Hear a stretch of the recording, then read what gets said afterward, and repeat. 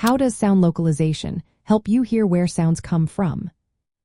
Imagine walking into a busy room and instantly knowing where a friend is standing without looking. That's because your brain is constantly working behind the scenes to tell you where sounds originate from. Sound localization is the amazing ability of your brain to figure out the position of a sound source in space. It helps you understand whether a car is approaching from your right or a bird is singing above you. This process involves several clever mechanisms that use tiny differences in the sounds reaching each of your ears, as well as how your body interacts with sound waves. The first key mechanism is called binaural cues, which means your brain compares what each ear hears. One of these is the interaural time difference. When a sound comes from one side, it reaches that ear slightly earlier than the other. For example, if a sound is coming from your right ear will detect it just a fraction of a second before your left ear. Your brain notices this tiny difference and uses it to tell you the sound is coming from the right side. This cue is especially useful for low-pitched sounds. The second binaural cue is the interaural level difference. When a sound hits your head acts like a barrier, creating a shadow that makes the sound quieter in the ear farther from the source. This difference in loudness helps your brain determine if a sound is coming from high-pitched sources and from which side. But your outer ear, or pinna, also plays a vital role. The shape of your ear causes certain frequencies to be amplified or reduced depending on the sound's vertical position. These changes are called monaural spectral cues. They help your brain figure out if a sound is coming from above, below, or in front of you. Your head and torso also influence how sound waves are filtered, providing additional clues about the vertical location of sounds.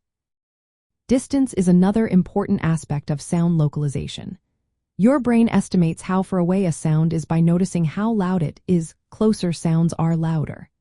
It also considers the quality of the sound, such as the loss of high frequencies over distance, and the ratio of direct sound to echoes.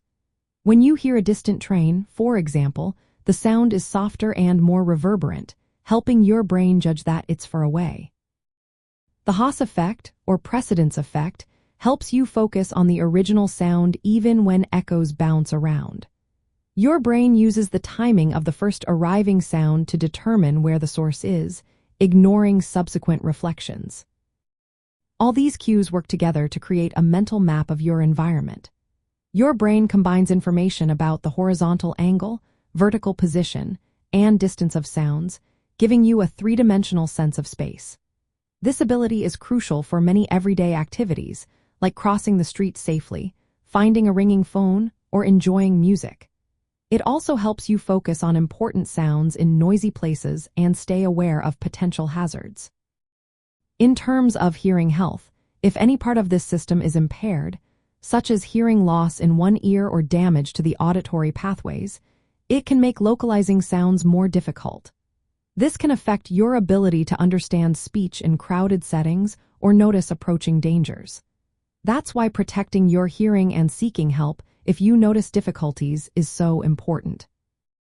In summary, sound localization helps you hear where sounds come from by analyzing tiny differences in timing and loudness between your ears, how your body filters sound waves, and environmental echoes.